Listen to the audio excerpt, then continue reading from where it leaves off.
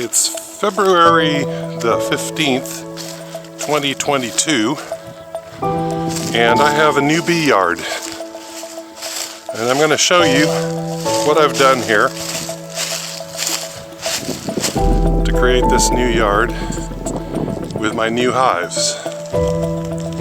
These new hives are Apame 7-frame nukes.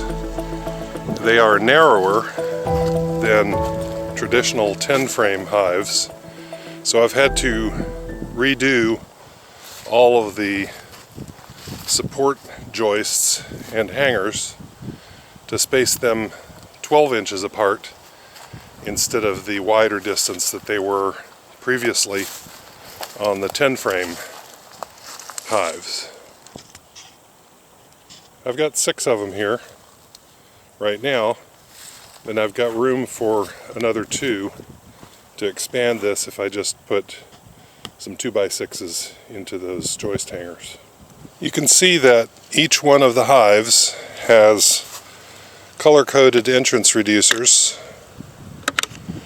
and ventilation / access holes that can be rotated to accommodate either everybody, including a queen, or just workers, no drones and no queen, or ventilation holes, or it can be shut off completely.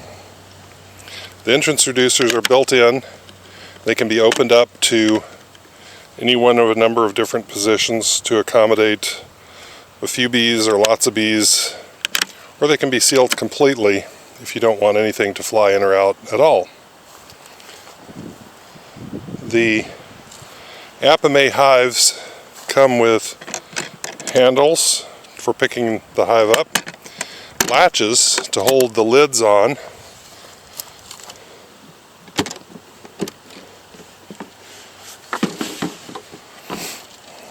underneath the lid are 2 feeders on these 7-frame nukes.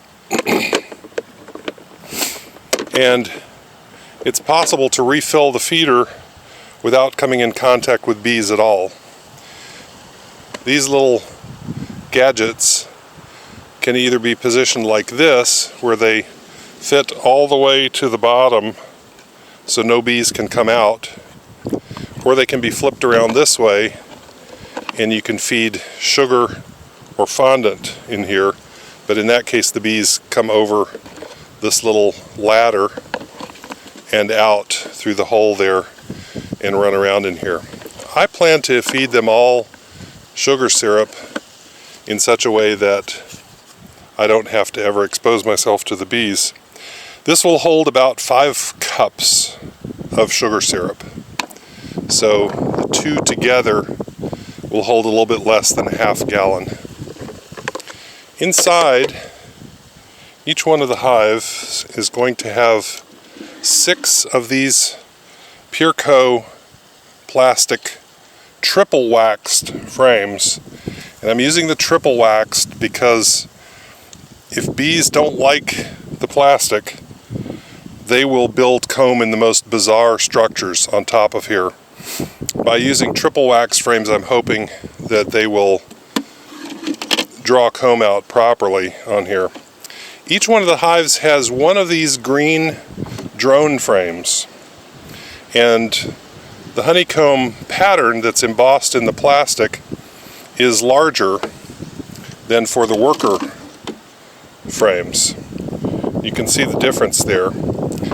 And the goal is to have the bees draw out drone-size comb on these frames, which then the queen will lay unfertilized drone eggs into these, and the varroa mites will prefer these drone brood 4 or 5 to 1 over worker bee brood. And so the expectation is that most of the varroa mites will end up in these cells, and every 28 days I will pull out this frame while all the drone brood is still capped, and I'll put another one in that's blank, and I'll take this frame and give it to my chickens. Let the chickens have the drone larvae and any varroa that are inside there. And so I only need one for each hive. So 6 drone frames times 2, so I can rotate them every 28 days. And right now I will probably leave these round holes set to ventilate only. But once I reach the point where I've had to add another super on top of here for honey, then I can open these up and allow the bees to fly in and out directly into the top super, get to the nectar a lot faster, rather than having to go in through the bottom entrance and go all the way up. And so hopefully that will make things faster for them to load up honey. Now you can read all about these Apimaye hives. You can see them on various YouTube channels, so I'm not going to repeat all the cool things about the Apimaye. They're R7 roughly insulated, so they're cooler in the summer, warmer in the winter. And with a full load of frames that are empty, that don't have any comb or honey or anything on them, you can pick one of these up. It weighs 26.6 pounds. You can pick it up with one hand, basically. And so it'll be a whole lot easier to manipulate. Even though these are all deeps, the whole thing weighs less than a 10 frame deep hive, probably less than a 10 frame medium hive, which is what I was using before. I've leveled the stand so that it's level left to right, and it leans slightly toward the front, so any condensation will run off the landing boards and keep moisture out. If you watch the other YouTube videos about the Apimaye hives, you'll see that each one also comes with a tray for integrated pest control, and I may be putting lime or oil or diatomaceous earth into the trays.